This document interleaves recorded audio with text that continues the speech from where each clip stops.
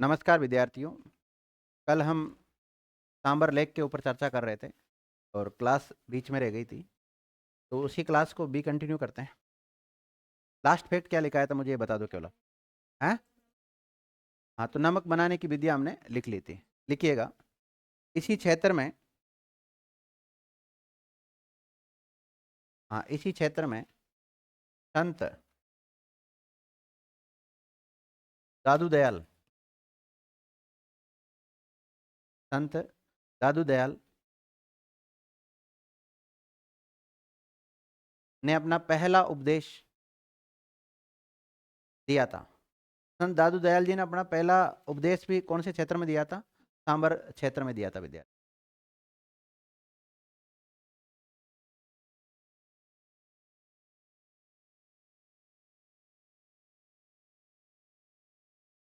इसके अलावा जो सांबर क्षेत्र है, इसमें नालीसर मस्जिद भी है। कौन सी? नालीसर मस्जिद सांबर में ही। आपसे पूछा जाए नालीसर मस्जिद कहाँ है? सांबर। देखो, इसी क्षेत्र में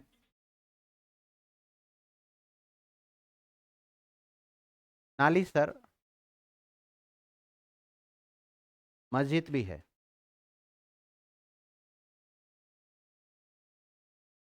आपसे पूछा जाए राजस्थान का सबसे निम्नतम बिंदु कौन सा है? सांबर झील। देखिएगा, राजस्थान का निम्नतम बिंदु,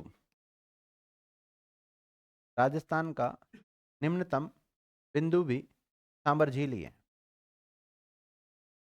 नीचे मतलब गहरा।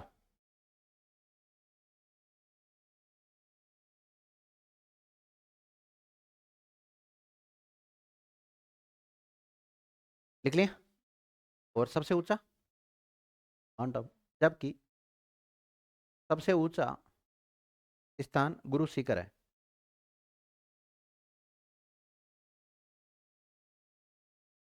1722।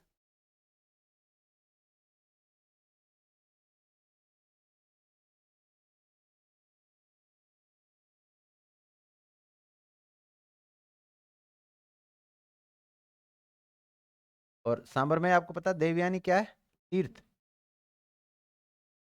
देखो, सांबर में ही देवयानी तीर्थ है, जिसे क्या कहते हैं? तीर्थों की नानी कहा जाता है। देवयानी तीर्थ को रेखांकित कर लो। इसे क्या कहा जाता है? तीर्थों की नानी कहा जाता है। और तीर्थों का भांजा? हाँ, नोट। तीर्थों का भांजा, यही लिख लो। तीर्थों का भांजा मचकुंड को। मचकुंड। मचकुंड कहाँ है? धौलपुर। धौलपुर को कहते हैं। लिख लिया। और तीर्थों की नानी होगी, तीर्थों का भांजा हो गया, और तीर्थों का मामा लिख लो वो भी। तीर्थों का मामा पुष्कर को। तीनों एक साथ ही हो जाएंगे ना, मामा और भांजा और नानी। हाँ,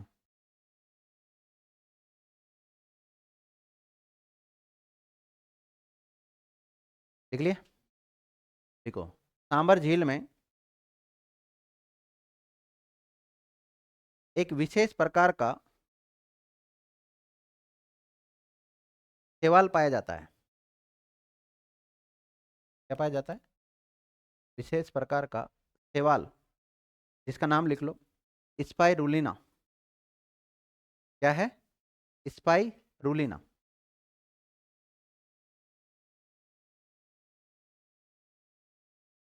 स्पाइरुलिना। स्पाइरुलिना नामक एक विशेष शैवाल पाया जाता है विद्यार्थियों, जिसमें 65% प्रोटीन पाया जाता है। शैवाल में क्या पाया जाता है? प्रोटीन,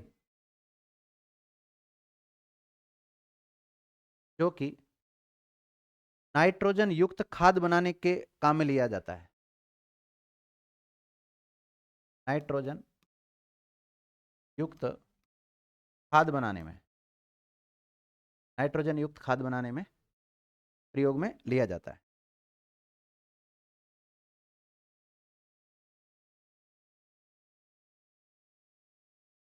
लिख लिया विद्यार्थियों? देखो, सांबर झील में या सांबर झील के हरेपन को कम करने के लिए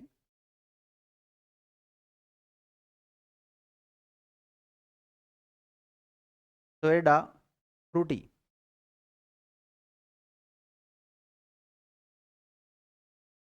सोएडा फ्रूटी वनस्पति का प्रयोग किया जाता है।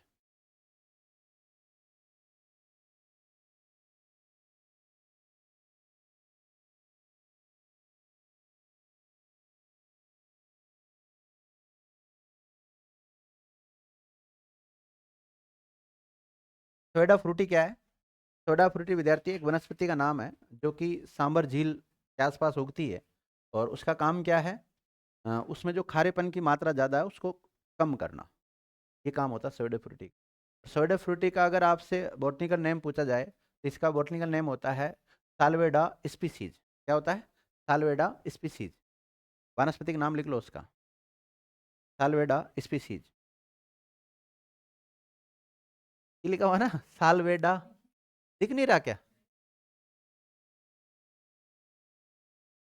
बोल रहा हूँ वैसे लिख लो, साल्वेडा स्पीसीज।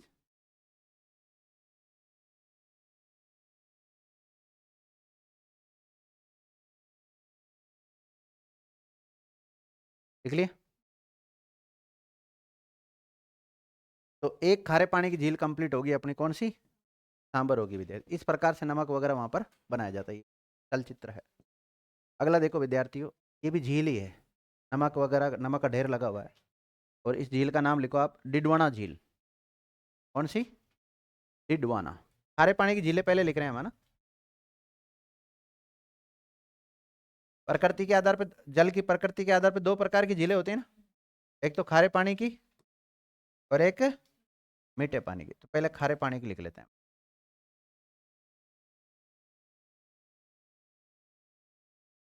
डिडवाना झील। कौन सी झील? डिडवाना। कहाँ पर है? डिडवाना कुचामन डिस्ट्रिक्ट में पड़ता। पहले कहाँ थी? नागौर डिस्ट्रिक्ट में। देखो, इस झील को खालडा भी कहा जाता है। क्या कहा जाता है? खालडा। तो खालडा उपनाम से कौन सी झील को जाना जाता है विद्यार्थियों? डिडवाना झील को।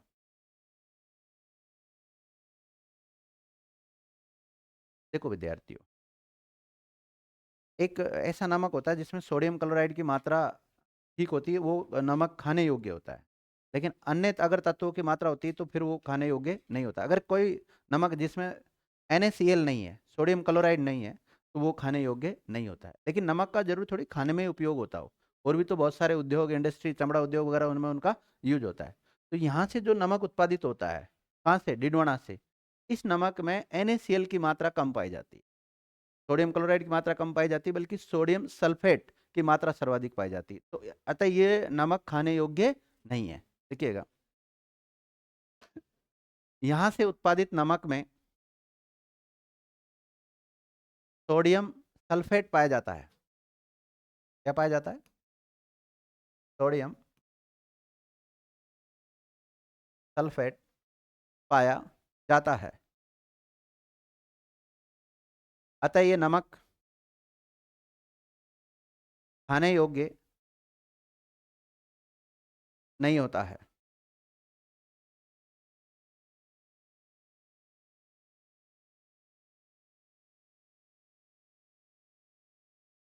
देख लिया? देखिएगा, यहां पर Rajasthan state chemicals, Rajasthan state chemicals works,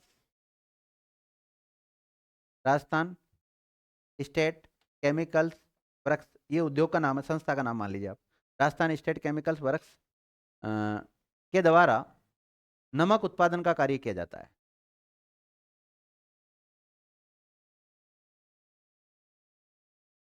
और सांबर में कौन करता था? Hindustan salt limited. और यहाँ कौन करता है? राजस्थान स्टेट केमिकल्स वर्क्स करता है विद्यार्थियों। देख लिया? उसको रेखांकित कर लो आप, राजस्थान स्टेट केमिकल वर्क्स को रेखांकित कर लो। देखो इसकी 1960 में, या इसने 1960 में 2 कारखाने स्थापित किए हैं यहाँ पर। कितनी फैक्ट्री लगाई यहाँ पर नमक बनाने की? 2।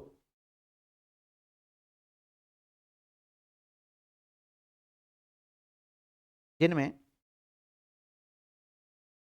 या जिनके द्वारा सोडियम सल्फेट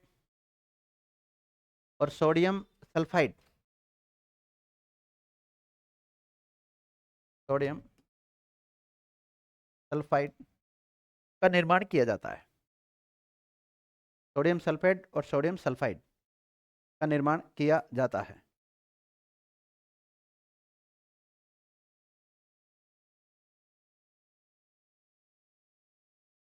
अब देखो यहां से जो नमक उत्पादित हो रहा है ना विद्यार्थियों, वो खाने योग्य तो वैसे नहीं है, तो खाने वाला तो चैप्टर ही क्लोज हो गया। लेकिन इस नमक का उपयोग हम कैसे लेते हैं? तो जो सोडियम सल्फेट है विद्यार्थियों, इसका तो हम उद्योगों में लेते हैं, इनका भी उद्योगों में, दोनों ही उद्योगों में होता है, लेकिन ये होता है विद्यार्थियों कागज उद्योग में। इसमें लिखिएगा, सोडियम सल्फेट का उपयोग कागज उद्योग में किया जाता है। इसमें किया जाता है, कागज उद्योग में किया जाता है। जबकि सोडियम सल्फाइड का प्रयोग या उपयोग चमड़ा उद्योग, इसमें करते हैं, चमड़ा उद्योग और रंगाई छपाई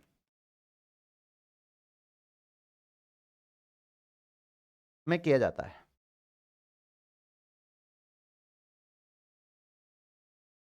लिख लिया? एक नोट डालो। और इसकी स्थापना कब की थी 2 कारखानों की? 1960 में। लिखिएगा, 10 अक्टूबर 2008 को, 10 अक्टूबर 2008 को राजस्थान स्टेट केमिकल्स वर्क्स, नाम लिखा था ना थोड़ी देर पहले आपने इसका, राजस्थान स्टेट केमिकल्स वर्क्स का निजीकरण कर दिया गया, प्राइवेट।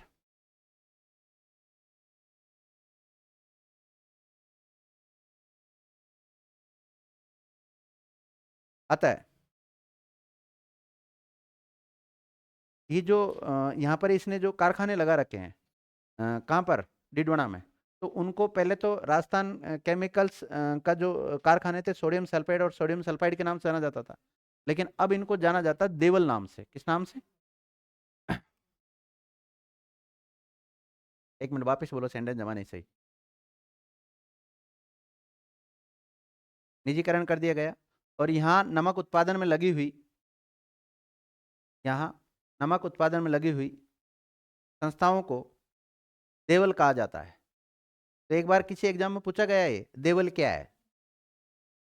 तो देवल विद्यार्थियों राजस्थान स्टेट केमिकल्स वर्क्स के जो कारखाने हैं, फैक्ट्री है, उसी को क्या कहते हैं? देवल कहते हैं, जो कि डिडवाना में नमक उत्पादन का काम करती है।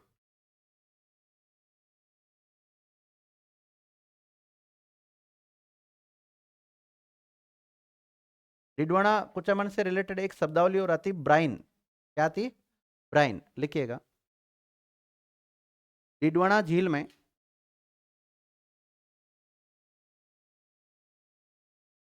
लवणीय पानी की क्यारियां बनाई जाती। क्या बनाई जाती? क्यारियां तो जानते हो ना, गांव से संबंधित होंगे, आप जानते होंगे क्यारियां तो क्या होती है।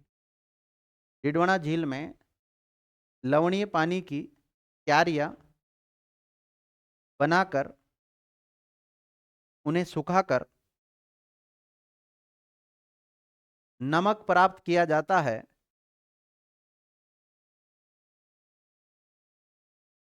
जिसे ही ब्राइन नमक कहते हैं। इसे क्या कहते हैं? ब्राइन नमक कहा जाता है। तो आपको क्या, एक ब्राइन एक नमक का नाम है, मतलब क्या है ये? नमक का नाम ब्राइन।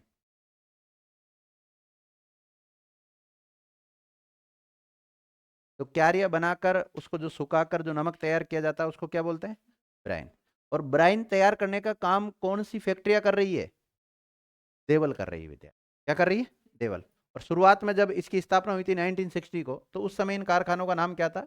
सोडियम सल्फेट कारखाना और सोडियम सल्फाइड कारखाना। सोडियम सल्फेट का काम क्या है? कागज उद्योग में। और सोडियम सल्फाइड का काम क्या है? चमड़ा उद्योग में और रंगाई छपाई में इसका उपयोग होता है विद्या। अगली झील का नाम लिखो। दो खारे पानी की झील लिखा दी मैंने आपको। कौन कौन सी? एक सांबर लिखा दी, एक डिडवाना लिखा दी विद्यार्थी। ये भी नमक खेतरी है। यह है पंचपदरा। देखो, पंचपदरा झील। अगली कौन सी है? पंचपदरा झील। पंचपदरा झील कहाँ है? पंचपदरा में है। कहाँ पर है? पंचपदरा। पंचपदरा में। पंचपदरा कहाँ है? बालोतरा। कहाँ भाई? बालोतरा। और इससे पहले पंचपदरा किस में आता था? बाड़मेर में आता था। पहले के हिसाब से अगर एग्जामिनर पूछे बाड़मेर कर देना, और वर्तमान के हिसाब से पूछे तो बालोतरा डिस्ट्रिक्ट कर देना। देख लिया? देखो, इस झील का निर्माण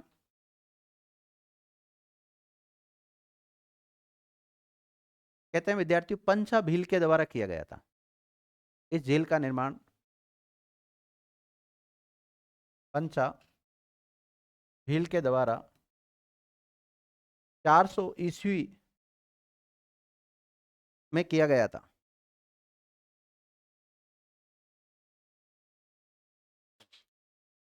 यहाँ से जो नमक उत्पादित होता है विद्यार्थी, लगभग 98% NaCl पाया जाता है, सोडियम क्लोराइड पाया जाता है। देखिएगा, यहाँ से उत्पादित नमक में सोडियम क्लोराइड की मात्रा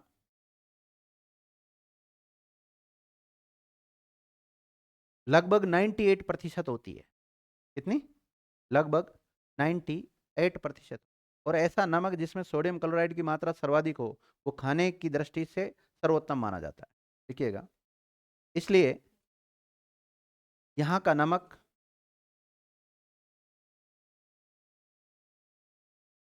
उच्च गुणवत्ता का होता है। उच्च गुणवत्ता का होता है।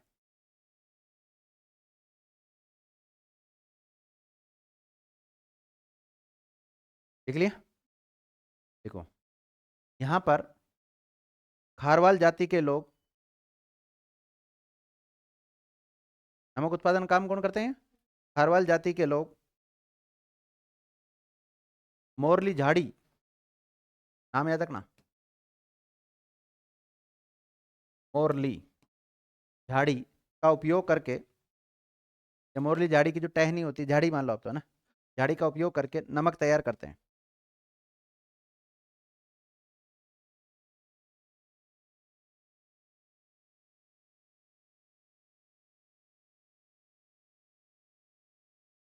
देखो, अब विद्यार्थियों यहाँ की जो भूमि है उसमें खारापन ज्यादा है। क्या है? खारापन।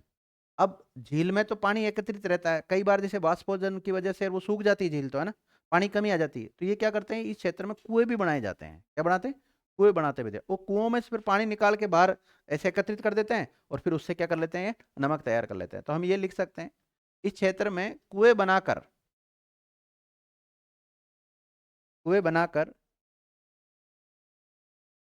भी नमक तैयार किया जाता है।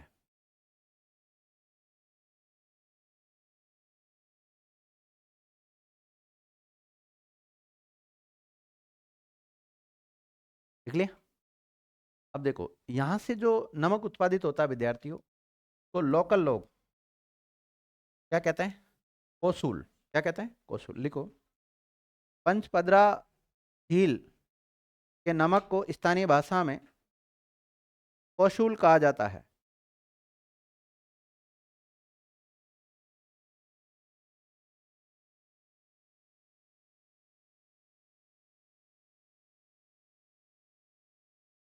और जो कुएं बनाकर नमक तैयार किया जाता है ना, उसको बोलते हैं कोसिया। क्या बोलते हैं? कोसिया। देखो, कुएं बनाकर नमक उत्पादन करना कोसिया कहलाता है।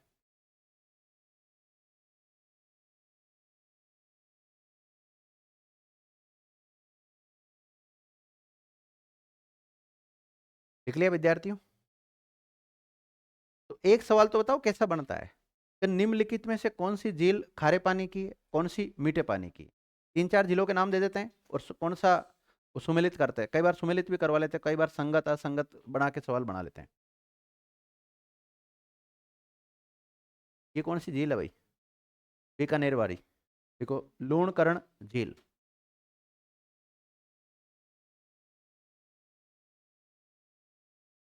लूणकरण झील।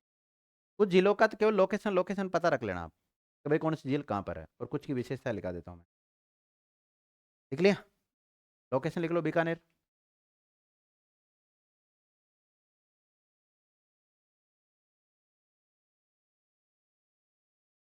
बीकानेर लिखिएगा। इससे उत्पादित नमक भी खाने योग्य नहीं है।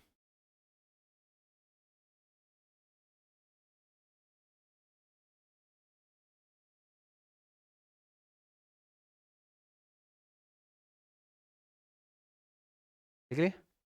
और यहाँ से नमक उत्पादित होता है लेकिन नाम मात्र। देखो, यहाँ से नमक उत्पादन बहुत कम होता है।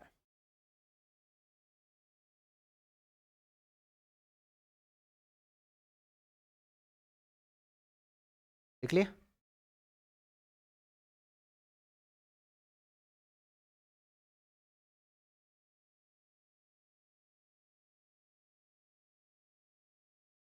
आपसे पूछा है कावोद झील कहाँ है? जैसलमेर। अगली झील का नाम लिखो, कावोद झील, जैसलमेर। हर झील के बाद में थोड़ा थोड़ा पॉइंट छोड़, मतलब एक दो लाइन छोड़ दिया करो, ताकि कभी कुछ एक्स्ट्रा ऐड करना पड़े तो ऐड कर लेना। कावोद झील।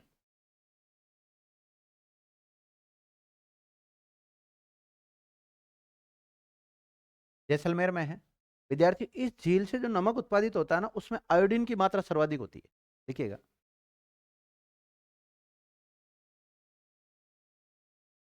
इस झील से प्राप्त नमक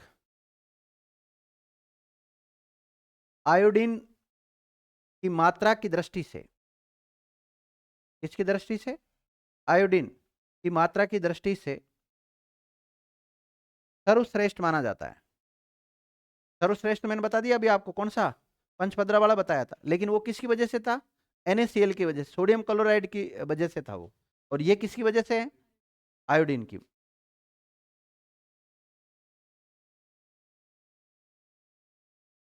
देख लिया?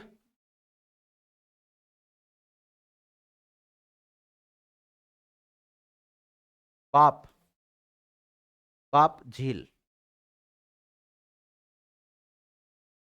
कौन सी झील? पाप झील। हाँ बताओ। जैसलमेर में? पाप झील जैसलमेर में? हाँ। पाप पहले जोधपुर में था और वर्तमान फलोदी में।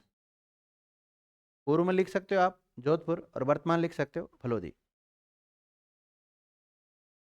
और यहाँ पे विद्यार्थियों, कोयला आधारित पहला संयंत्र यहाँ पर स्थापित किया गया। देखिएगा, यहाँ पर राजस्थान का पहला कोयला आधारित संयंत्र भी स्थापित किया गया है।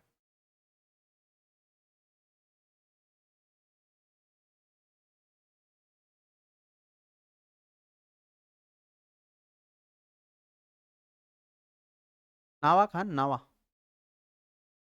डिडोना कुचामणी या फिर नागौर में? कंफर्म? तो अगली झील लिख लो विद्यार्थियों। पहले सही था, जो भी ये इधर के आते थे, चाहे डिडोना आए, चाहे कुचामण आए, चाहे नावा आए, चाहे डेगन आए, सब किस में आता था? नागौर में आता था। लेकिन अब ये चेंज कर दिया कुछ, तो थोड़ा नागौर वालों की मदद लेना जरूरी हो जाता है। क्योंकि देखो, सारी चीजें किताबों में नहीं लिखी हुई, सारी चीजें आई नहीं है, लेकिन जो व्यक्ति उसके आसपास का, तो उसको तो पता है कि भाई हम आजकल कौन सी डिस्ट्रिक्ट में आ गए। तो लिखिएगा आप लोग, नावा झील।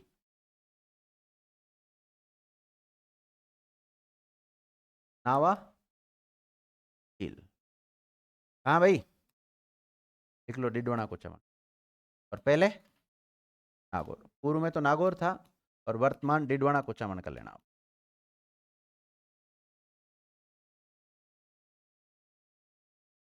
वर्तमान में डिडवाना कुचामन में।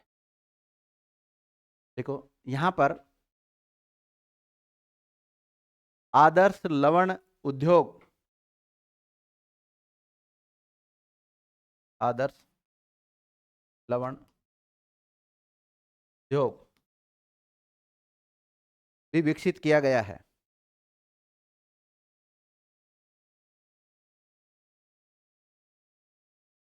आदर्श लवण उद्योग भी विकसित किया गया है। ये एक विद्यार्थियों सॉल्ट फार्म है। क्या है ये? सॉल्ट फार्म मॉडर्न, कैसा है ये? Modern salt farm. लिख लिया? एक और झील लिख लो विद्यार्थियों। रेवासा झील कहाँ है? घर में नाम ही आ गया इसमें, देखो रेवासा झील।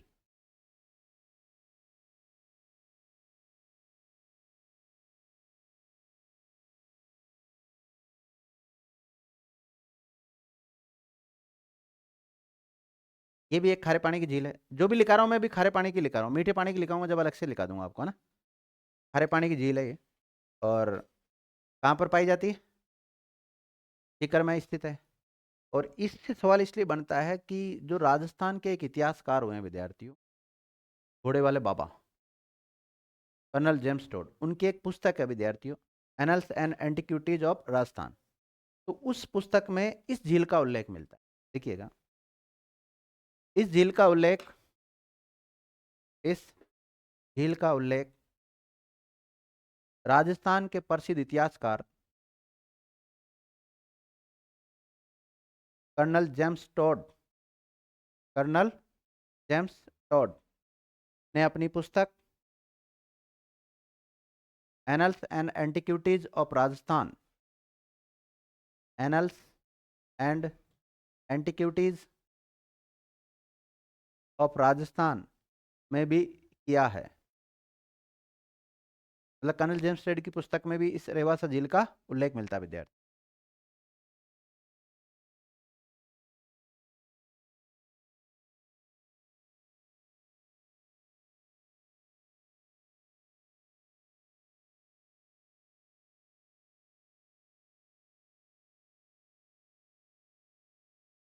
The annuls and antiquities of Rajasthan. अगली लिखो, पोखरण झील। कौन सी? पोखरण झील, जैसलमेर। कहाँ पर है? जैसलमेर। अगली झील का नाम लिखो, फलोदी झील। नाम नाम लिखना है केवल, फलोदी झील। और फलोदी झील कहाँ है? फलोदी में ही है, पहले जोधपुर में आती थी। लिख लिया? अगला लिखो विद्यार्थियों, डेगाना झील। कौन सी? डेगाना। ये नाम इसलिए लिखा रहा हूँ क्योंकि सवाल ऐसा बनेगा, निम्नलिखित में से कौन सी खारे पानी की झील है, कौन सी मीठे पानी की झील है। तो ये सारी कौन सी लिखा रहा हूँ मैं? खारे पानी की, इसलिए नाम लिखाना जरूरी। डेगाना झील लिख लिया? नागौर, ये भी खारे पानी की झील है। कुचामन झील, नहीं नहीं नहीं नहीं नहीं नहीं, डेगाना तो नागौर में आता है। डेगाना नागौर में भाई। कुचामन झील, अब कुचामन किस में आएगा? डिडवाना कुचामन डिस्ट्रिक्ट में आता है, पहले नागौर में आता था।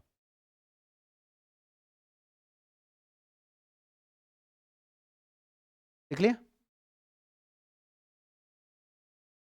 ये देखो काला हिरण है, इसके पीछे की तरफ कोई झील दिखाई दे रही है आपको?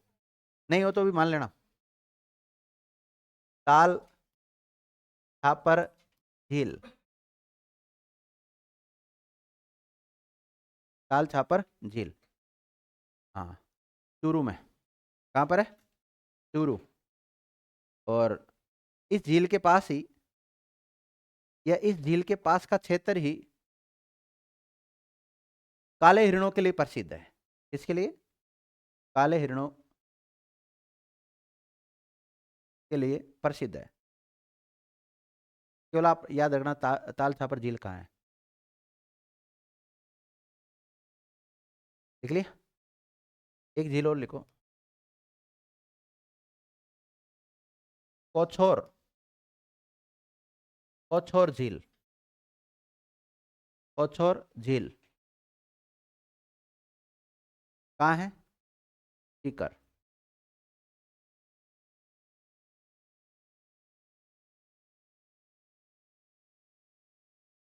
देखो, पीथमपुरी झील, ये कहाँ भाई? सीकर।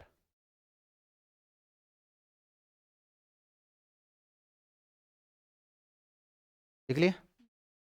देखो, मीठे पानी की प्रमुख झील है, हेडिंग डालो।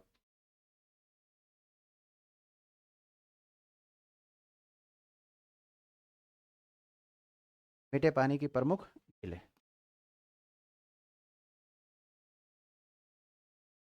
और इसमें अजमेर से शुरुआत करते हैं सबसे पहले।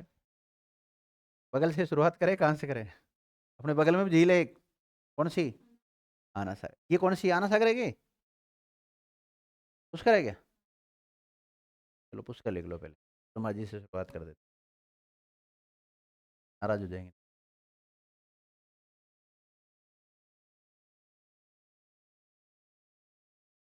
एक वो पुष्कर की बहन जी भी तो आती, नया पुष्कर झील। अब देखो, इस जल की प्रकृति के आधार पर तो मीठा पानी की झील है। कैसी है? मीठे पानी की झील है। और अगर हम देखें इसको निर्माण के आधार पर, बनावट के आधार पर, तो ये कृत्रिम है, प्राकृतिक है? प्राकृतिक है। देखिएगा, यह एक प्राकृतिक झील है। लोकेशन तो लिख लेना, अजमेर।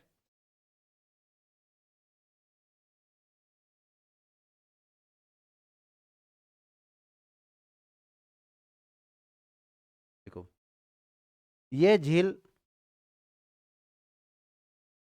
धार्मिक दृष्टि से, है?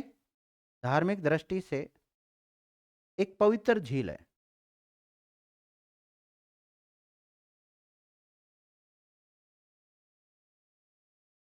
इसको विद्यार्थियों क्रेटर झील का उदाहरण भी मानते हैं हम, ज्वालामुखी से निर्मित झील भी मानते हैं। देखिएगा, ये ज्वालामुखी से निर्मित झील है।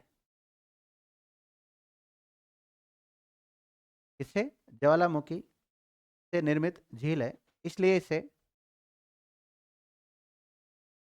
क्रेटर झील भी माना जाता है।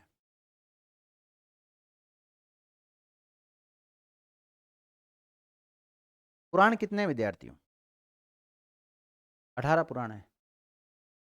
अब अगर पौराणिक दृष्टि से देखें तो पद्म पुराण के अनुसार ब्रह्मा जी ने इसका निर्माण किया था विद्यार्थी। झील को किसने बनाया था? ब्रह्मा जी ने बनाया था। देखिएगा, पौराणिक दृष्टि से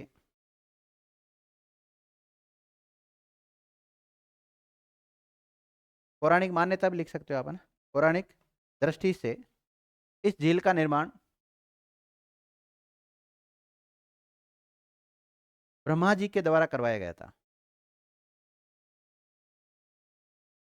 और इसकी जानकारी कहते हैं पद्म पुराण में मिलती। किस मिलती? पद्म पुराण में, कि ब्रह्मा जी ने इसका निर्माण करवाया। देख लिया? प्राचीन नाम लिखो इस झील का।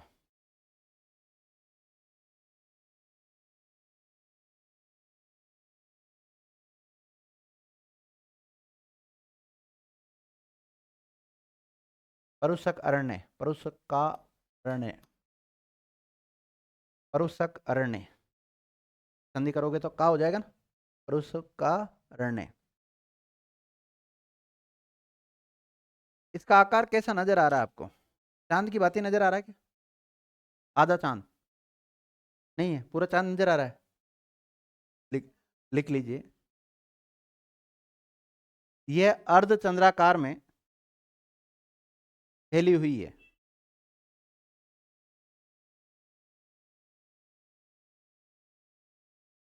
देख लिया? जल की व्यवस्था कैसे होती है इसमें? कहाँ से आता है पानी? एक नाला आता है जिसका नाम क्या है? सरस्वती नाला। नाला ही है, वो पक्की बना रखा है हालांकि नाले को, लेकिन वो सरस्वती नाला ही नाम है उसका। हाँ, लिखो जल की व्यवस्था, लिखो कहाँ से जल आता है इसमें? सरस्वती नाले से।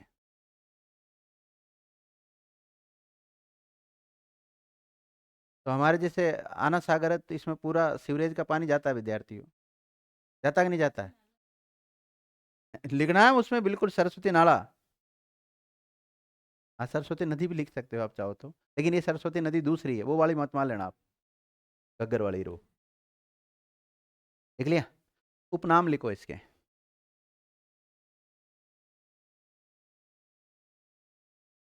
तीर्थराज, चलो क्या कहते हैं, तीर्थराज भी कहते हैं विद्यार्थी। इसके अलावा कुंभ कहाँ लगता है? कहाँ कहाँ? तो विद्यार्थियों, जो प्रयागराज है ना, प्रयागराज एक पवित्र स्थान है जहाँ पर स्नान करने के लिए लोग जाते हैं, और पवित्र माना जाता है वहाँ पे स्नान करना। तो उन प्रयागराज का भी गुरु कहते हैं किसको? पुष्कर को। यानी कि प्रयागराज से भी पवित्र माना गया किसको? पुष्कर झील को। देखिएगा, ऐसे लिखो आप, प्रयागराज का गुरु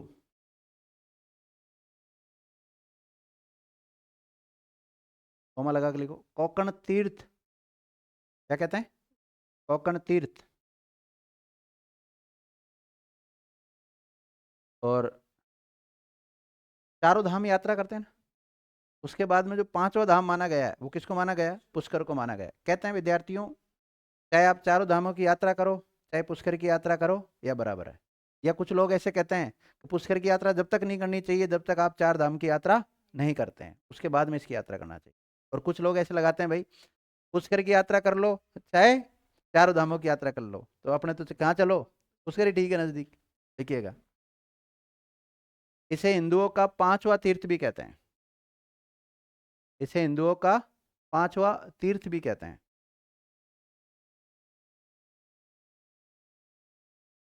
इसे तीर्थों का तीर्थ भी कहते हैं।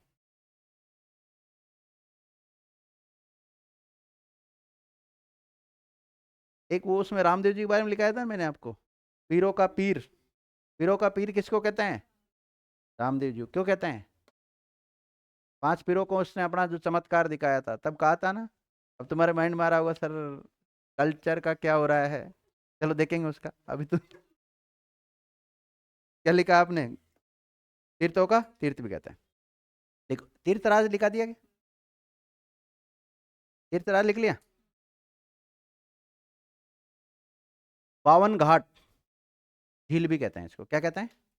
बावन घाट झील भी कहते हैं। और क्या लिखा था अभी? तीर्थों का मामा, तीर्थों का मामा भी कहते हैं इसको। ये लिखा दिया, राजस्थान की सबसे पवित्र झील है। देखो, राजस्थान की सबसे पवित्र झील, हाँ, सबसे पवित्र झील है। सबसे प्राचीन झील भी यही है।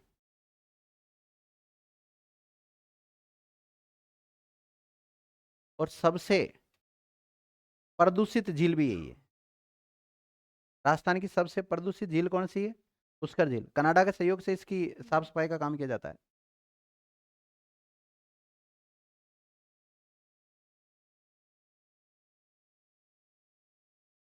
देखो, इसी क्षेत्र में विश्वामित्र ने भी तपस्या की थी।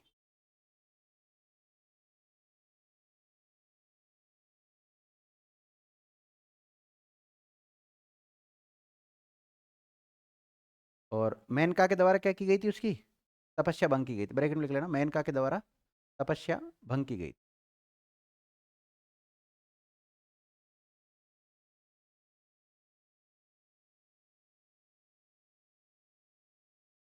वेद किसने लिखे हैं विद्यार्थियों?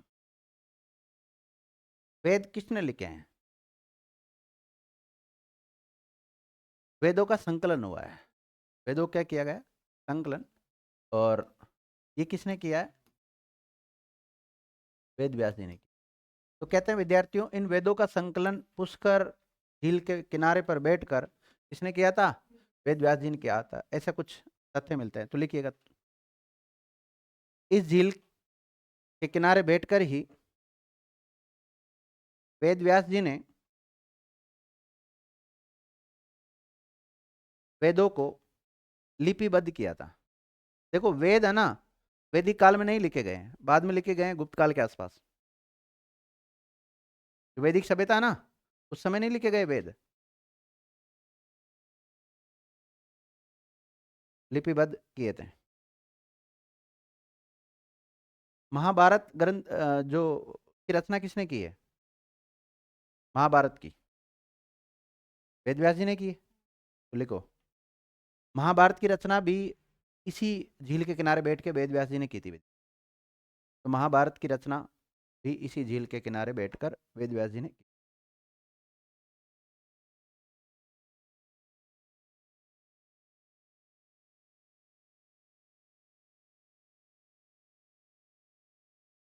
अभियान शाकुंतलम क्या है? किसका? कालिदास का नाटक। देखिएगा, यहां पर ही कालिदास के द्वारा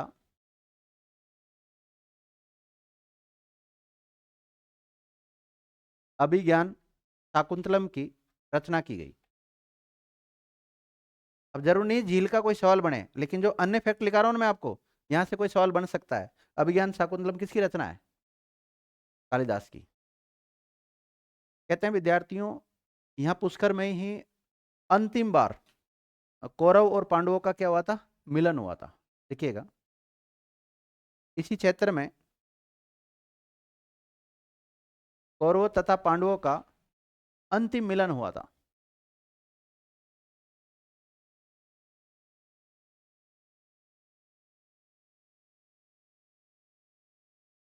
और पुष्कर झील के आसपास ही मेला भी भरता है एक। कौन सा? पुष्कर मेला। तो लिखिएगा, यहां पर पुष्कर मेला भी भरता है। कब भरता है? कार्तिक पूर्णिमा को। यहां पर कार्तिक पूर्णिमा को मेला भी भरता है।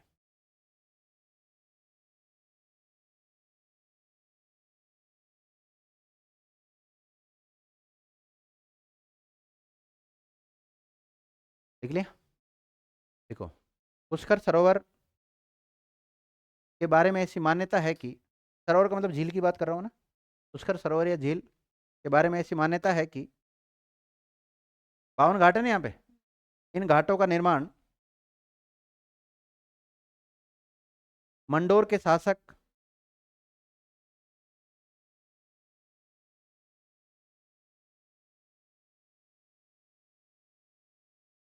नाहर राव परिहार,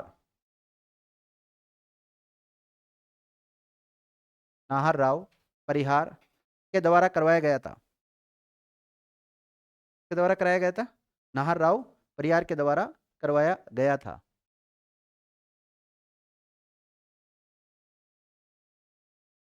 जिन्हें बाद में औरंगजेब आया था, औरंगजेब ने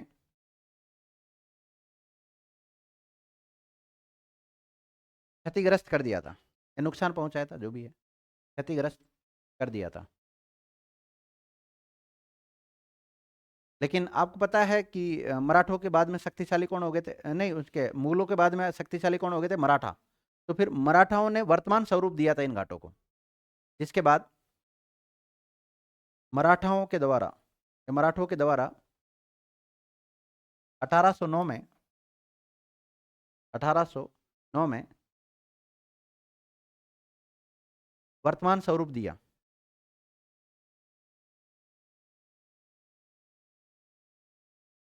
और कुल घाट कितने हैं यहाँ पे? 52। देखो, यहाँ कुल घाट 52 है। अब 52 के 52 नाम तो हम नहीं लिख सकते यहाँ पर, कुल घाट 52 है, एक दो के नाम लिख लो। जैसे गौ घाट, गौ घाट, इंद्र घाट, गणगौर घाट, महादेव घाट। देख लिया? सप्तऋषि घाट, जानकी घाट, वल्लभ घाट, ब्रह्म घाट भी है क्या? ब्रह्म घाट, वराह घाट, विश्राम घाट, मुरली घाट, नरसिंह घाट, बद्री घाट, डॉट डॉट कर लो। सबसे पवित्र कौन से घाट को माना जाता है? गौ घाट को। देखिएगा, इन घाटों में सर्वाधिक पवित्र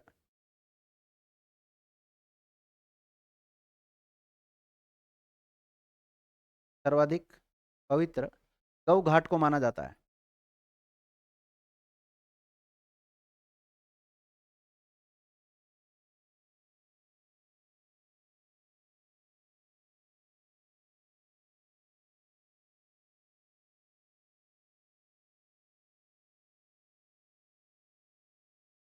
देखिएगा, इसी घाट पर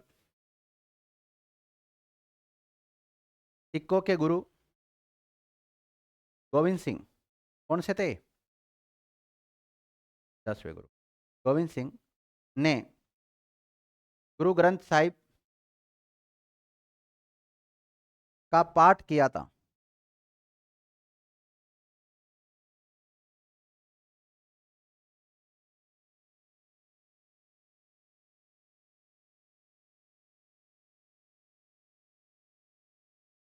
लिख लिया? सबसे पवित्र लिख लिया आपने, गौ घाट। और सबसे बड़ा घाट है गांधी घाट होना चाहिए। देखिएगा, एक घाट का नाम लिखो, महिला घाट। है क्या महिला घाट वहां पे? आजकल महिला नहीं कहते, उसको गांधी घाट कहते हैं। घाट का नाम लिखो, महिला घाट, या ब्रैकेट में गांधी घाट। देखो, इस घाट का निर्माण 1911 में 1911 में ब्रिटिश महारानी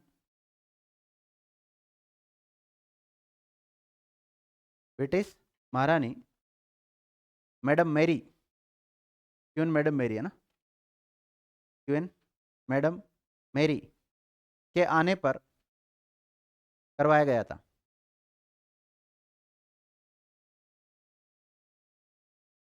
इसका वर्तमान नाम क्या है? गांधी घाट। का वर्तमान नाम गांधी घाट है, जो कि सभी घाटों में सर्वाधिक बड़ा है। ये सभी घाटों में सबसे बड़ा है, ऐसे लिख सकते हो।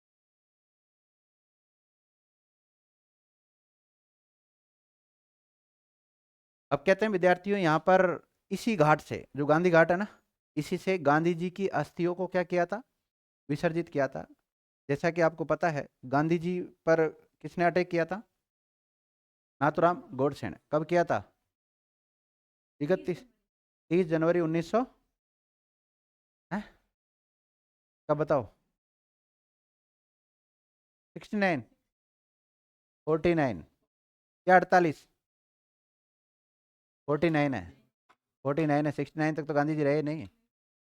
देखिएगा, हाँ, वो 69 में उनका जन्म हुआ था, 2 अक्टूबर 1969 को, गुजरात के पोरबंदर। देखिएगा, इसी झील में महात्मा गांधी की अस्थियां विसर्जित की गई थी।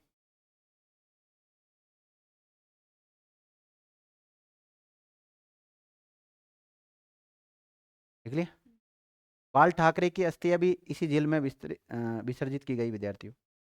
बाल ठाकरे।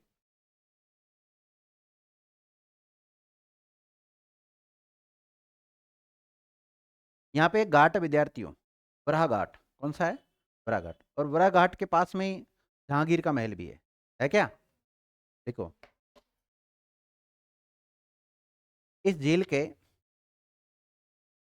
बराह घाट के सामने ही जहांगीर, मुगल बादशाह था ना जहांगीर, जहांगीर का महल भी, या जहांगीर द्वारा निर्मित महल भी है। तो आपसे पूछा जाए, जहांगीर महल पुष्कर में है कि नहीं है? है। कौन से घाट के सामने? बराह घाट के पास।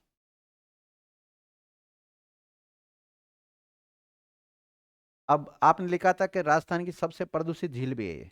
तो इस झील का जो साफ सफाई का काम है, वो किसके सहयोग से किया जा रहा है? कनाडा के सहयोग से। देखिएगा, नोट, कनाडा के सहयोग से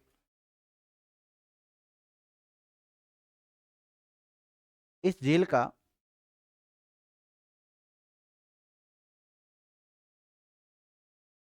साफ सफाई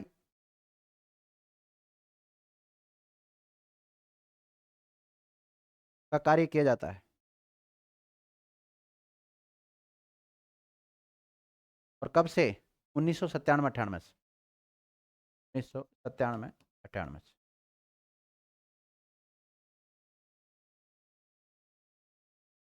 ठीक है विद्यार्थियों, तो कनाडा के सहयोग से इसकी साफ सफाई का काम किया जा रहा है। मतलब इसके रिगार्डिंग कुछ योजनाएं चला रखी होगी, तो वो योजनाएं कौन कौन सी उनका नाम लिख लो आप। जैसे पुष्कर समन्वित विकास योजना, कौन सी है? पुष्कर समन्वित विकास योजना, एक तो ये योजना चला रखी है, और एक चला रखी पुष्कर गेप परियोजना। पुष्कर समन्वित विकास योजना लिख लो एक तो, और दूसरे लिख लो पुष्कर गेप परियोजना। लिख लिया?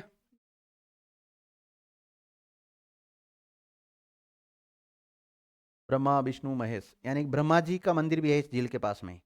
देखो इस झील के पास में ही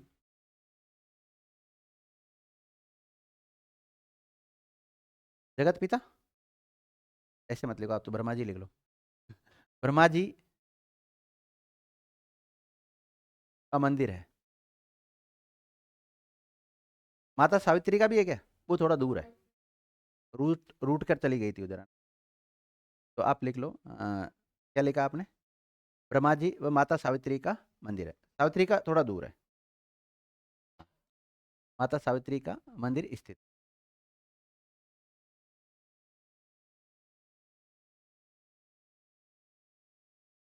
आपसे पूछ, अब ब्रह्मा मंदिर को रेखांकित कर।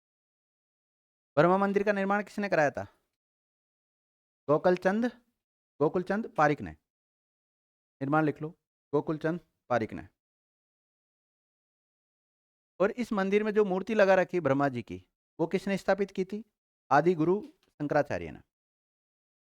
मूर्ति स्थापित लिख लो, आदि गुरु शंकराचार्य।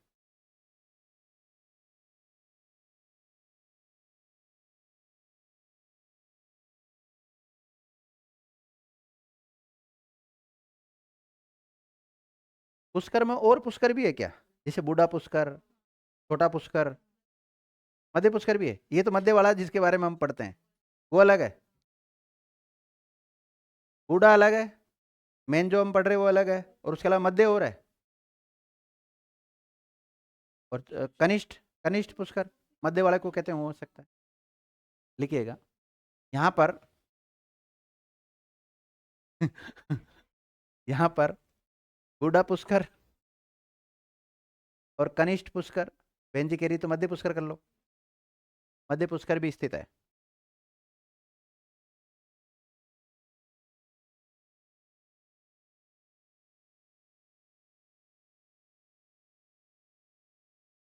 देखो इस जो हम मेन झील पढ़ रहे हैं, जो ब्रह्मा मंदिर के पास में है ना, उस झील की बात कर रहे हैं।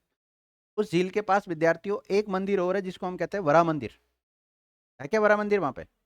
थोड़ा अंदर जाके हुआ ना, तो बिल्कुल अड़ा के ही है, आगे जाके गली में घुस के। वो देखा तो है मैंने भी, एक बार गया तो था।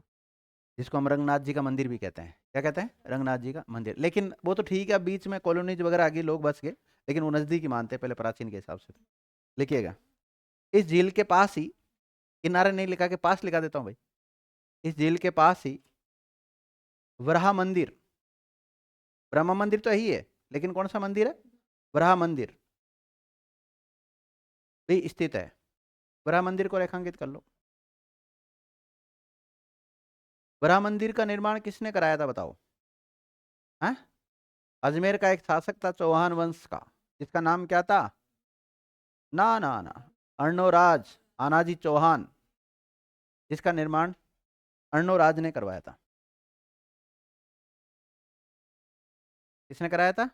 अर्णोराज ने कराया। ये सवाल बने हैं, ध्यान रखना, ये जो फैक्ट लिखा रहा हूँ मैं आपको, अर्णोराज ने करवाया था। और कौन सी शैली में कराया था?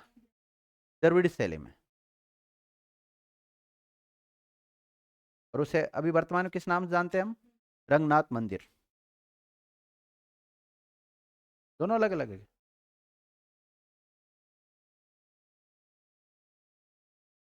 चलो एक काम करो, बहन जी सही बता रही, आपने लिख लिया एक तो बड़ा मंदिर लिख लिया। बड़ा मंदिर का निर्माण किसने कराया? अर्णोराज ने। उसकी शैली रहने दो, शैली काट दो। दूसरा लिखो रंगनाथ मंदिर, जो कि द्रविड़ शैली में है। ये द्रविड़ शैली किसके लिए है? रंगनाथ मंदिर के लिए, वरा मंदिर के लिए नहीं है।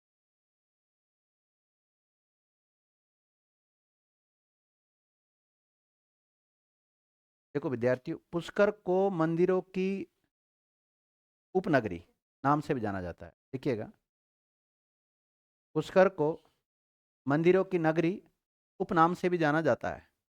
पुष्कर को मंदिरों की नगरी उपनाम से भी जाना जाता है। यहाँ पे भर्तरी की क्या है? गुफा। देखिएगा, पुष्कर में ही भर्तरी गुफा है।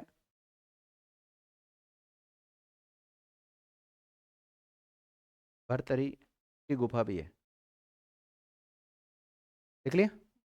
और कणु ऋषि का आश्रम भी है यहाँ पर। देखो यहाँ पर कणु ऋषि, एक ऋषि हुए जिनका नाम क्या है? कणु।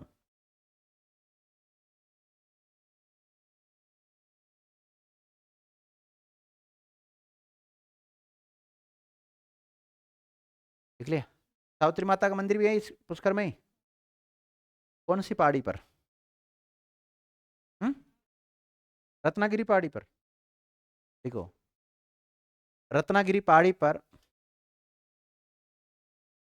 सावित्री माता का मंदिर है।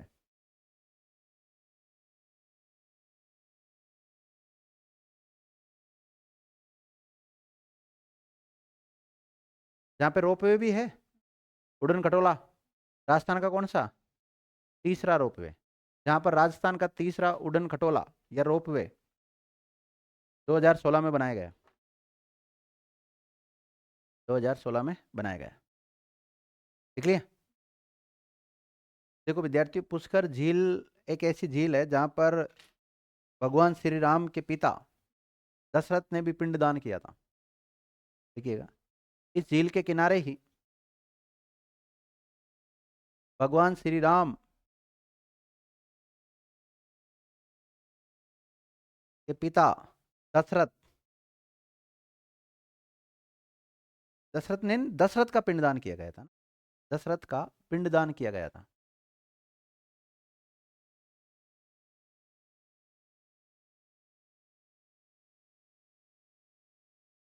और ये जो झील है ना विद्यार्थियों, इसको आरटीडीसी का संरक्षण प्राप्त है। देखिएगा, इसे आरटीडीसी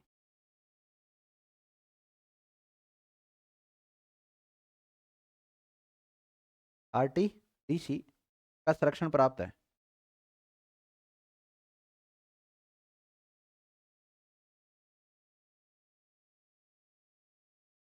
देख लिया।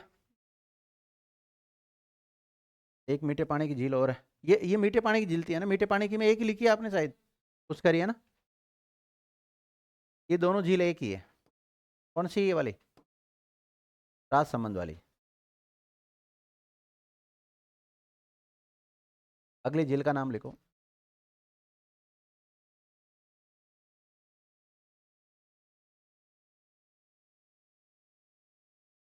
राजसमंद झील। लोकेशन लिख लो सबसे पहले तो। हाँ, क्या आपने क्या लिखा है? नोचो की झील है क्या? हाँ राजसमंद झील है भाई।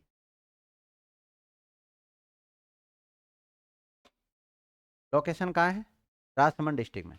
देखो, राजस्थान की एकमात्र झील जिसका नाम उस जिले के नाम पर रखा गया है। देखिएगा, यह एकमात्र ऐसी झील है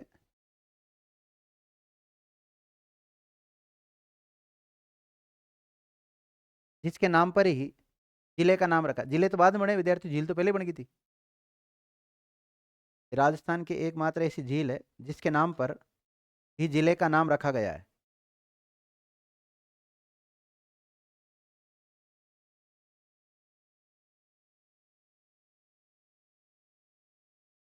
इसका निर्माण किसने कराया था? मेवाड़ कह सकते हो आप, या उदयपुर कह सकते हो। मेवाड़ के महाराणा या उदयपुर के महाराणा राज सिंह के द्वारा कराया गया था। मेवाड़ महाराणा राज सिंह के द्वारा का निर्माण करवाया गया था। कब कराया था? 1662 से लेकर 1676।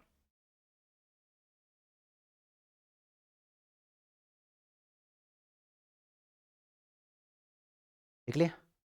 और इस झील का निर्माण भी अकाल राहत कार्य के लिए करवाया गया था। देखिएगा, इस झील का निर्माण भी अकाल राहत कार्य के लिए करवाया गया था। फेमन होता ना, फेमन, अकाल राहत कार्य चलते हैं ना फेमन में, टोल।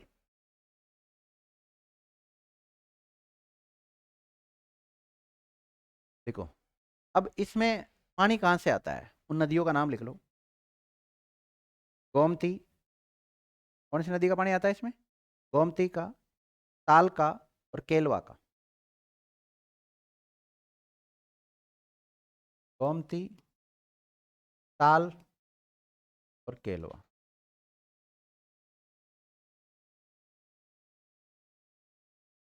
जिन झीलों का ज़्यादा इतिहास से संबंध रहा है वो झीलें थोड़ी खतरनाक होती है। मतलब ऐसे खतरनाक होती है कि शाम रात के समय वहाँ पे थोड़ी ज़्यादा डर वगैरह लगता है ऐसे लोगों को जो घूमने उमने के लिए जाते हैं। हो सकता है आजकल तो डेवलप कर दिया होगा। मैं गया था यहाँ पे लगभग आज के 15 साल पहले, 15 क्या और भी ज़्यादा ही हो गया। हाँ, 17 18 साल, 17 1 साल पहले गया था वहाँ पर। तब तो इतना डेवलप नहीं था, अब तो काफ़ी डेवलप कर दिया है। पूरा जंगली इलाका और ऐसे होता है ना, तो वहाँ पे लोग बाग जाते नहीं, जंगली जानवर भी आ जाते हैं कहीं। देखिएगा, इसके उत्तरी भाग पर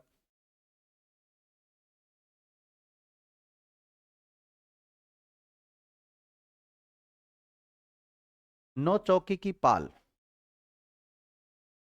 स्थित है।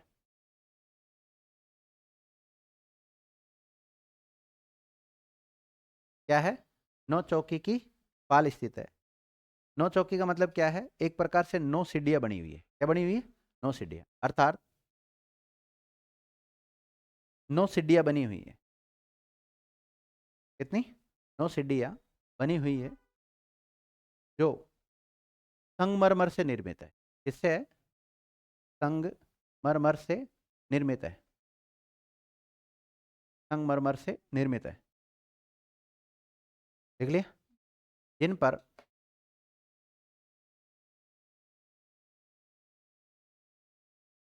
25 शिलालेख लिखे हुए हैं। कितने लिखे हुए हैं?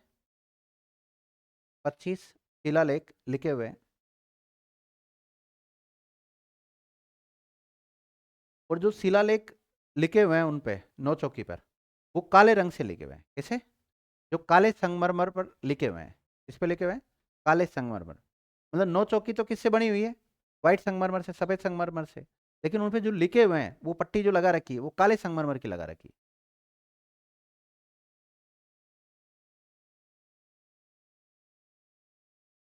या हम ये कह सकते हैं, इन जो शिलालेख है विद्यार्थी, इसमें पूरी राज प्रशस्ति लिखी हुई है। क्या लिखी हुई है? राज प्रशस्ति। देखिएगा, इन पर राज प्रशस्ति लिखी गई है।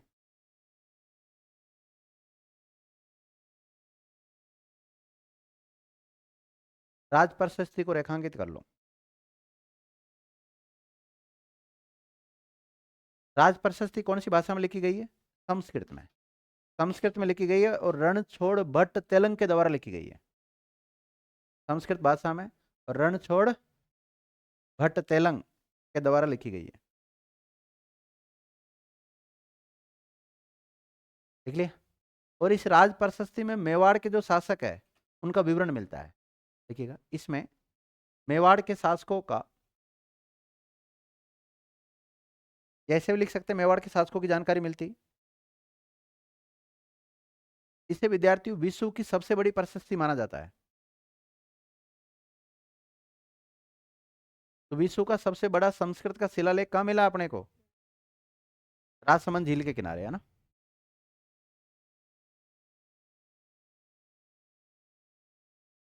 देखो, इस प्रशस्ति में मेवाड़ के महाराणा राज सिंह तक के इतिहास की जानकारी मिलती है।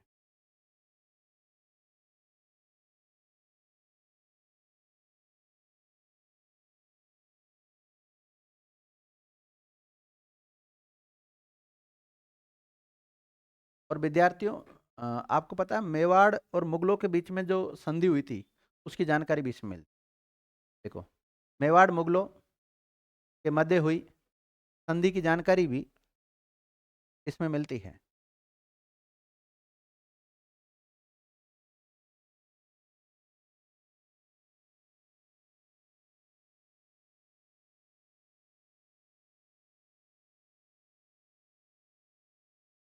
एक विद्यार्थियों एक माता है घेवर माता। तो घेवर माता का मंदिर कहाँ, ये बार पूछा गया, कौन सी झील के किनारे है? तो राजसमंद झील के किनारे ही है। अलग अलग इतिहासकार अलग अलग वक्तव्य देते हैं घेवर माता के बारे में कि जब इस झील का निर्माण किया जा रहा था, तो आज जैसे पूरे दिन इसकी पाल बनाई गई विद्यार्थियों, और दूसरे दिन मजदूर जाते और वापस वो टूटी हुई मिलती थी विद्यार्थियों। तो किसी तांत्रिक ने कहा कोई एक ऐसी महिला लेकर आओ जिसपे नाक पे तिलो। हाँ, मतलब अलग अलग वो कहानी है उसके बारे में, कहानी पे अपने को ज़्यादा ध्यान नहीं देना। तो एक ऐसी महिला को लेकर आए और उससे उसकी खुदवाई करवाई गई विद्यार्थी, और बाद में उसको वो वहीं सती हो गई तीर, फिर उसका मंदिर भी वहीं बनाया गया। ऐसी कुछ कहानी है। तो अपन तो केवल इतना लिखेंगे इस झील के किनारे ही घेवर माता का मंदिर भी बना। देखो, इस झील के किनारे ही घेवर माता का मंदिर बना हुआ है। कोई तो कहते हैं बिना पति सती हुई थी, और कोई कहते हैं कि अलग अलग वक्तव्य आते हैं।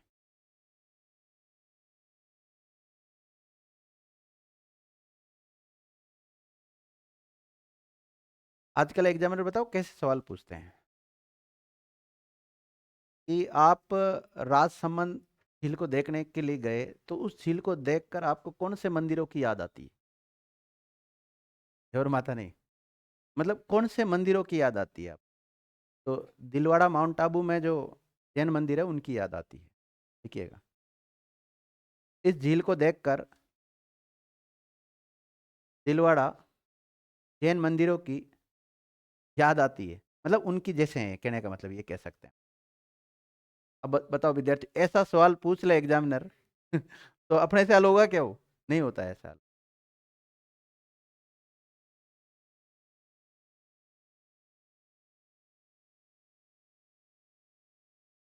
कहते हैं विद्यार्थियों, इस झील का निर्माण क्यों करवाया था? अकाल राहत कार्यों के लिए करवाया था, और लगभग 60,000 लोगों ने इस झील का निर्माण करने में अपना योगदान दिया था। देखिएगा, इस झील के निर्माण में सर्वाधिक लोगों का योगदान रहा है, और आगे लिख लेना लगभग 60,000 का।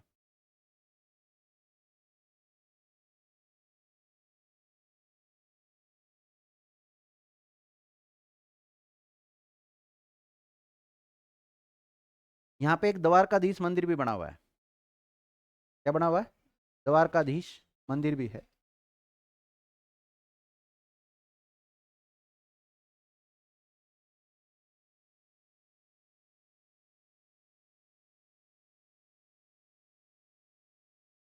सन वॉच, सूर्य घड़ी के अवशेष भी मिले हैं यहाँ पर। देखो, हाल ही में यहाँ पर, हाल ही में इस झील के किनारे सूर्य घड़ी के अवशेष भी प्राप्त हुए हैं।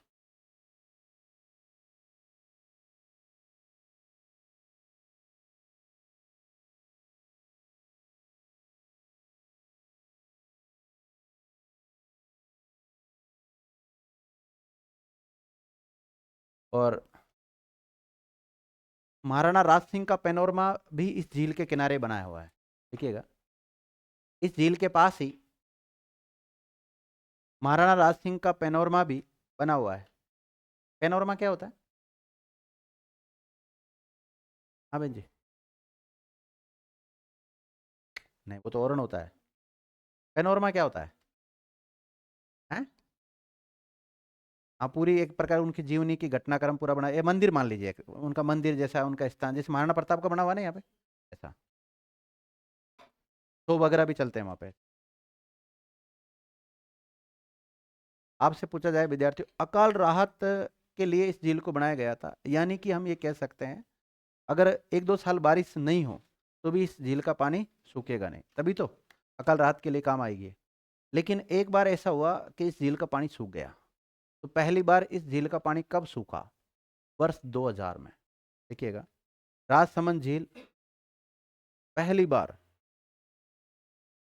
जून 2000 में सूख गई थी।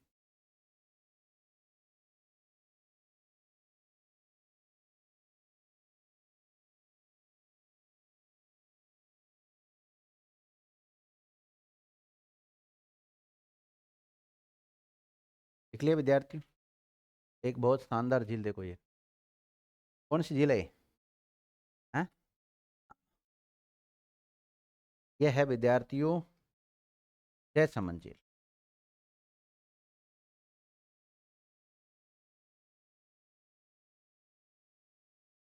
मैं तो सर्च कीजिए, मुझे यही मिली थी, जयसमंद झील। लोकेशन लिख लो, कहाँ पर है ये?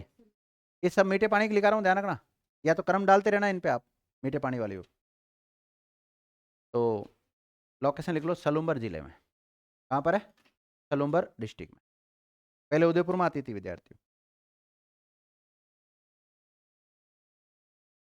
निर्माण लिख लो इसका, किसने कराया था? मेवाड़ या उदयपुर महाराणा जय सिंह के द्वारा। 1685 से 91 के बीच में, 1685 से 91 में इसका निर्माण करवाया गया था।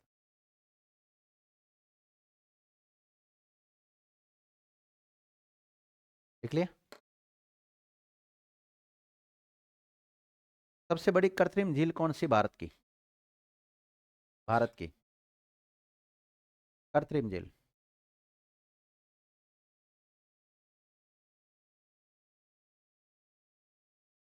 गोविंद पंत सागर झील भारत की सबसे बड़ी कृत्रिम झील है। और दूसरी सबसे बड़ी कृत्रिम झील कौन सी है? जयसमंद। और राजस्थान की सबसे बड़ी कौन सी है? जयसमंद। लिखो, ये भारत की दूसरी सबसे बड़ी मीठे पानी की कृत्रिम झील है। लिख लिया?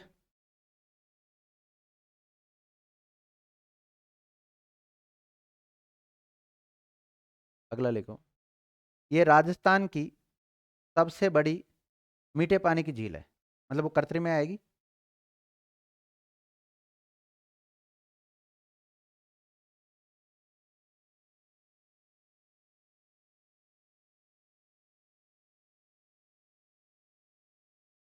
तो कृत्रिम में सबसे बड़ी राजस्थान की कौन सी झील है विद्यार्थियों, मीठे पानी की? जयसमंद। और प्राकृतिक रूप से पूछी जाए आपसे, कि प्राकृतिक रूप से मीठे पानी की सबसे बड़ी झील कौन सी है? पुष्कर लेक। नहीं लिखा तो पुष्कर में लिख लेना वहां पर। मीठे पानी की प्राकृतिक रूप से सबसे बड़ी झील कौन सी है? पुष्कर झील। और मीठे पानी की कृत्रिम रूप से राजस्थान की सबसे बड़ी झील कौन सी है? जयसमंद। ठीक है ना?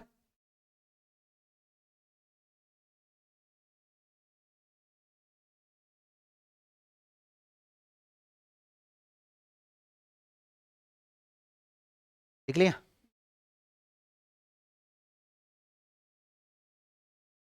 इस झील को विद्यार्थियों डेबर झील भी कहते हैं। क्या कहते हैं? डेबर लेक।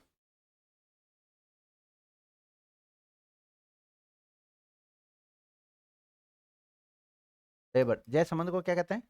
डेबर झील भी कहते हैं। उपनाम लिख सकते हो आप। नदी लिखो विद्यार्थियों, कौन सी नदी का पानी आता है इसमें? गोमती नदी का। कौन सी नदी का पानी आता है? गोमती नदी का पानी आता है। लिख लिया? लिखो, इस झील में विद्यार्थियों 7 टापू बने हुए हैं। क्या बने हुए हैं? ये पहाड़ी इलाका दिख रहा है ना आपको, ऐसे 7 टापू बने हुए हैं इस झील में। 7 टापू बने हुए हैं।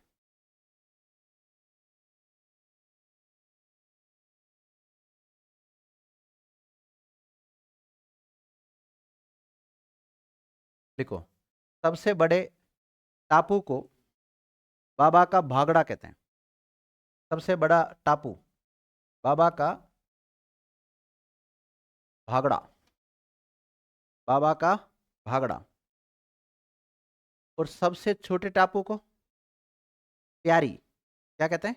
प्यारी। ये कई बार सवाल बने, ध्यान रखना। सबसे छोटे टापू को कहते हैं प्यारी।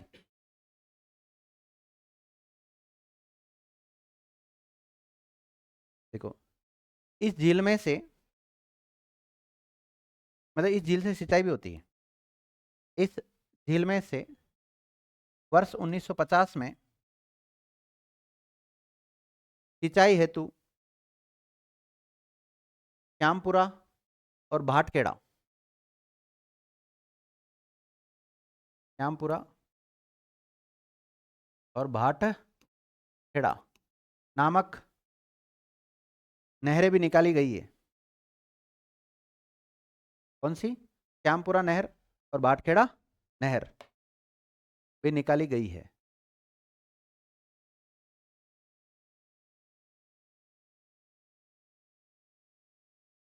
देख लिया कौन कौन सी नहर है? तो भाटखेड़ा और श्यामपुरा नहर कौन सी झील से निकाली गई है? और जय संबंध ना हो तो देबर झील। ध्यान। ओके, अब इन नहरों से सिंचाई किसको होती है? सलूम्बर डिस्ट्रिक्ट को। पहले तो उदयपुर को ही बोलते थे हम, आजकल किसको बोलेंगे? सलूम्बर को। जिनसे सलूम्बर में या सलूम्बर जिले को सिंचाई सुविधा उपलब्ध होती है।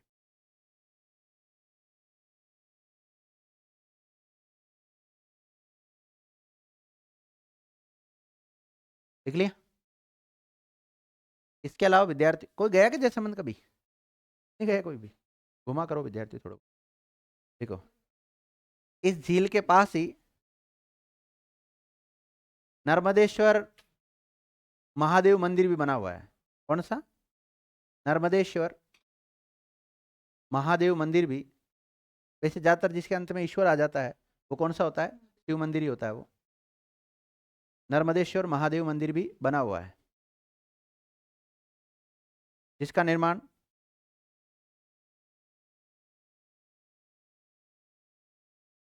जय सिंह ने करवाया था।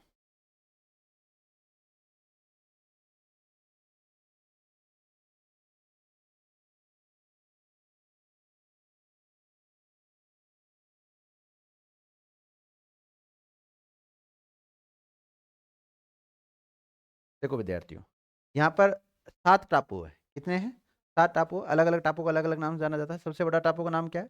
बाबा का बागड़ा। सबसे छोटा? एक विद्यार्थियों, इस पे एक आइसलैंड होटल भी बनी हुई है, बाबा का मगरा नामक जो द्वीप है ना, इनमें 7 में से। देखो इन 7 ऐसे लिखो। एक टापू पर जिसका नाम लिख लो बाबा का मगरा। एक टापू पर ब्रैकेट में बाबा का मगरा पर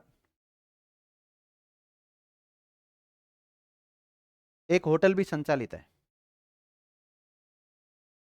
आइसलैंड रिसोर्ट होटल।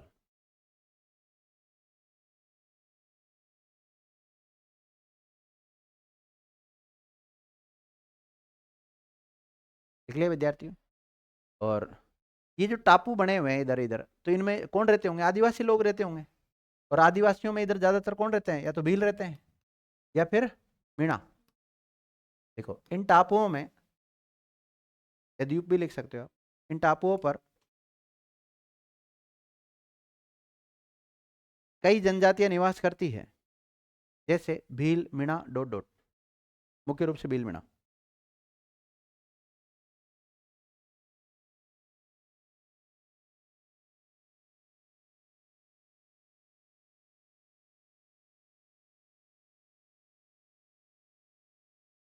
देखो विद्यार्थियों, ये जो जयसमंद झील है इसको जलचरों की बस्ती भी कहते हैं, क्योंकि यहाँ पर कई प्रकार के जल जीव पाए जाते हैं। देखिएगा, इस झील को जलचरों की बस्ती उपनाम से भी जाना जाता है, क्योंकि यहाँ पर कई प्रकार के जलीय जीव पाए जाते हैं। जलचर का मतलब होता है जो जल में विचरण करते हो ना, उनको क्या कहते हैं हम? जलचर।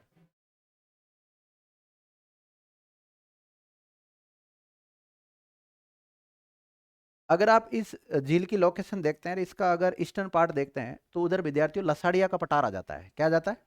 लसाड़िया का पठार। तो लिखिएगा, इस झील के पूर्व में या पूर्व दिशा में, पूर्व का मतलब आप पहले समझ लोगे, नहीं तो इस झील के पूर्व दिशा में लसाड़िया का पठार स्थित है।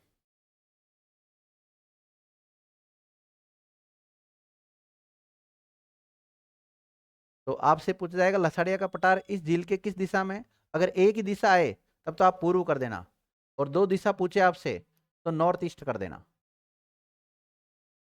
उत्तर पूर्व कर देना। लसड़िया का पटार एक कटा फटा पटार है विद्यार्थियों।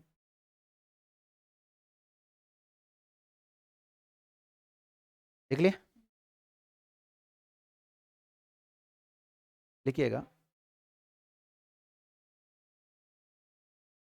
आपसे एक शब्दावली पूछी जाए, ओदिया क्या, ओदिया, ओदिया क्या होता है?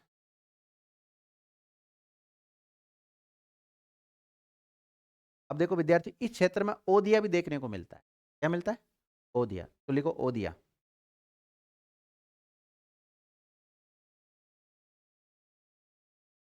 रियासत काल में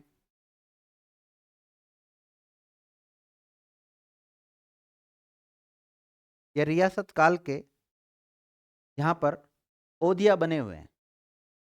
क्या बने हुए? ओदिया बने हुए हैं। अब आपके माइंड में आया होगा सर ओदिया क्या है, मैं बताता हूँ।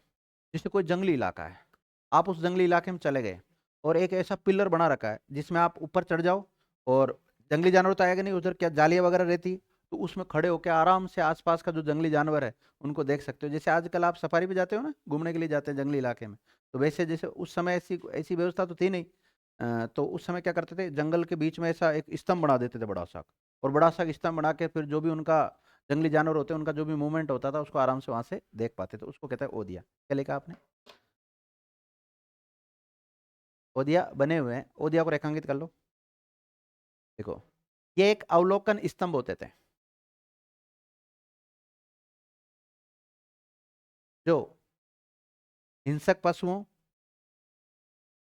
को देखने के लिए होते थे। झरोके कह सकते हो आप, है ना, जो भी।